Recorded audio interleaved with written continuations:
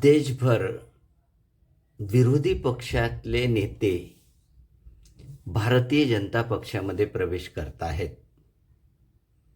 मात्र तामिळनाडू नावाच्या राज्यामध्ये एक उलटा प्रकार झालेला आहे की भारतीय जनता पक्षाचा एक बडा नेता जो आहे,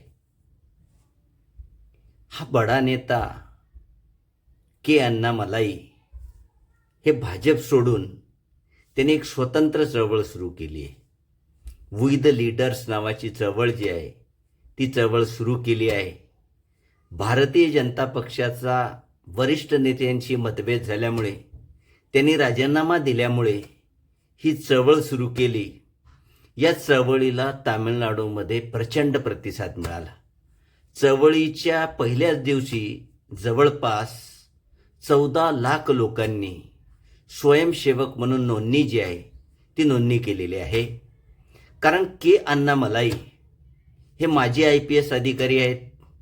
नरेंद्र मोदींच्या राजकारणाला भारून भाजपमध्ये गेले होते, पण भाजपची विचारधारा आणि तामिळनाडूचं राजकारण यांच्यामुळे भाजपच्या वरिष्ठ नेतृत्वासोबत मतभेद झाल्यानंतर ते भारतीय जनता पक्षाकडून बाहेर पडले आणि त्यांनी ही जी वी द लीडर्स नावाची चळवळ सुरू केली आहे. या चळवळीचा मुख्य उद्देश असा आहे की सामान्य माणसाला राजकारणाचा केंद्रबिंदू बनवणे किंवा सामान्य माणूस जो आहे तो सामान्य माणूस राजकारणामध्ये आणणे. आणि त्याच्यासाठी त्यांनी एक स्कूल काढलेली आहे. APJ कलाम आयडियॉलॉजी स्कूल त्यांनी सुरू केली आहे.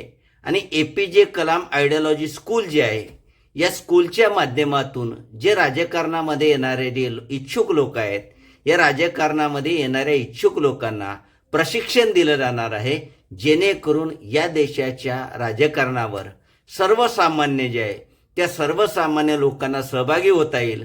राजकारण हे विशिष्ट वर्गाची मक्तेदारी राहणार नाही आणि राजकारणाचा केंद्रबिंदू सर्वसामान्य माणूस राहील. या भूमिकेतून त्यांनी ही नवी स्कूल काढलेली आहे, ही नवी चळवळ सुरू केली आहे.